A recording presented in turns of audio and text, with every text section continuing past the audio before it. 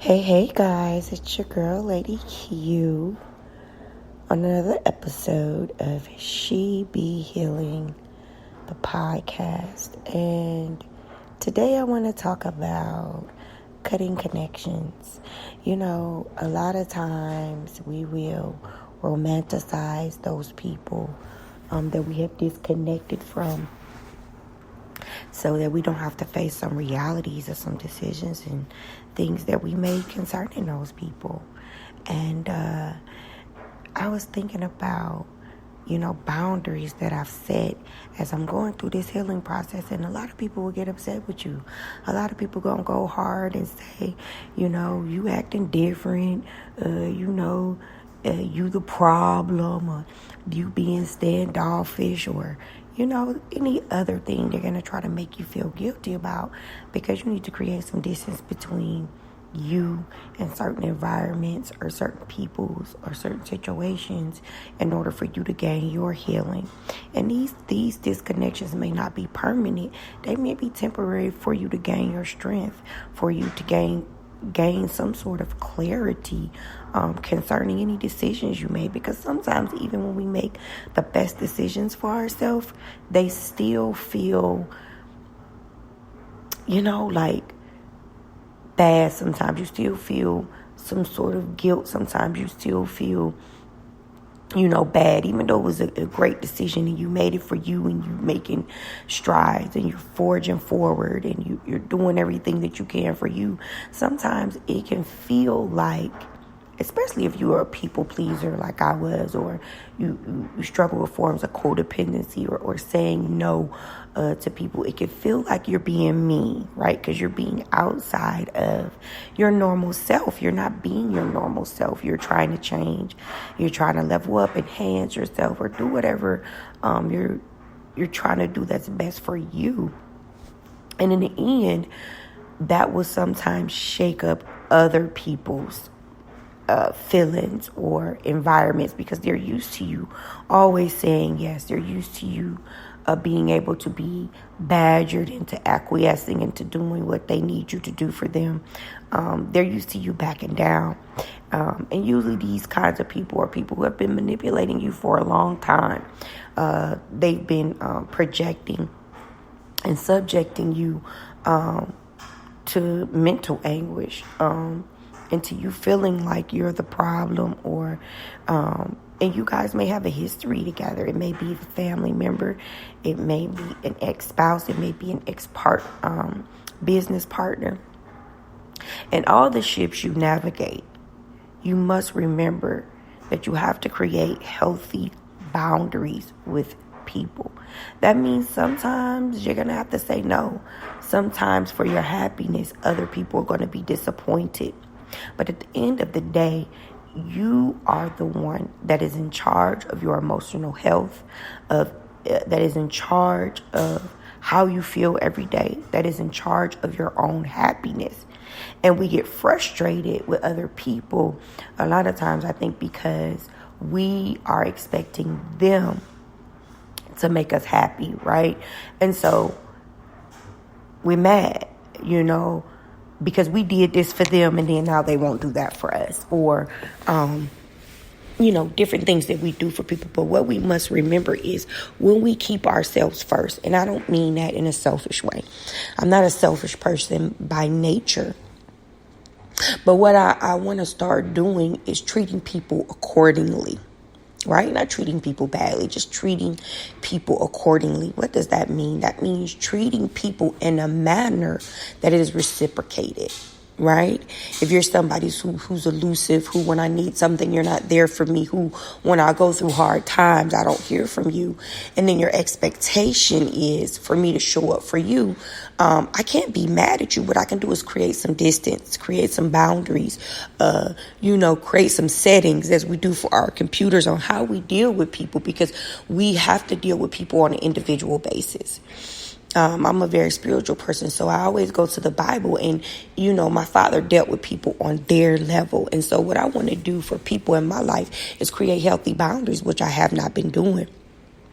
And so while I'm doing this, and while I'm healing and meditating, I just heard in my spirit that, You need to cut the connection. And that, like I said, I'm going to go back to it again. It's not that you're doing that permanently. If you're facing individuals in your life, whether it's your mother, your sister, your brother, anybody who you've dealt with over a period of time, and usually you're dealing with this person in a space where they're in control and they get to say and they get to whatever. And you've always been the kind of person that's kind of let it slide. But now you're transitioning in your life, and it's going to be hard. It's going to be hard to say no to that person. It's going to be hard to continue in the same relationship without creating some distance. Now, in the beginning, that person's going to be mad. They're going to be kicking against the prick. They're going to be upset that you have now made some changes. But I want you to stay the course. I want you to stay the course. Because a lot of times when you have to cut the connection, I know for me, as I've been going through therapy, I think about, people, and I'm romanticizing relationships in a way that they just weren't.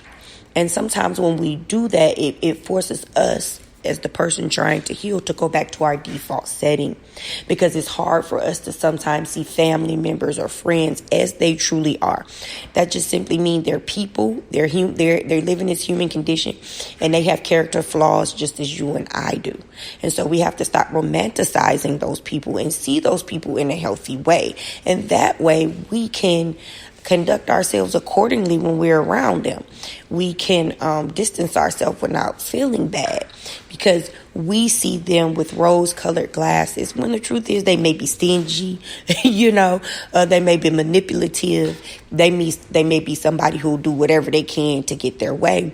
And because they're our family or our friends, or maybe somebody that we were with for an extended period of time in an intimate relationship or a business partnership, we romanticize these people because we can't believe that we were connected to people who had these types of character flaws.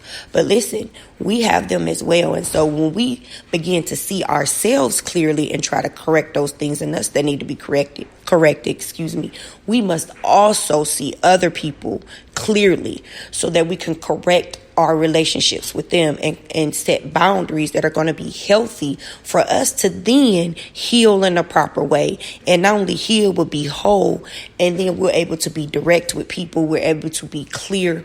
We're able to say what we mean and mean what we say. And those things are very, very important. I used to think that if I said no to somebody, then I was being mean. Or, if I wasn't compromising, then I was being nasty. The truth is, no, those are healthy boundaries for healthy human beings who create a space in their life where they're saying, no, I won't do this, or no, I can't do this. And that's okay to do. That's what we're going to talk about in the next episode, the dreaded no word, right? Because a lot of times we don't want to say no to the people that we love. We don't want to say no to the partners in our life, whether it's a friendship or business ship or whatever kind of ship. We don't want to tell them no. And I like to say no is not a cuss word, right? Sometimes when you say no to somebody, they look taken aback. They look like you've said, a bad word to them or some sort of profanity. And let me just make it normal for you right now. No is not profanity. It is not a curse word. You are allowed to say no in a healthy manner. That creates peace for you while you're going through whatever healing process you're going through. So I just wanted to tell you that today, cut the connection if you can, even if it's temporary. If it has to be permanent, it has to be permanent. But cut the connection, and then come back to that person and you can deal with them in a healthy way if they're willing to. If not, then you made the right decision anyway to cut that connection. So I just want to, encourage you today, healing fellow healers or fellow healing individuals, while you're going through this process of healing, that you remember to cut those connections necessary to grow, to cut those connections necessary to become the next level you. So anyway, this is your girl, Lady Q, and here's to seeing you on the other side of this healing journey.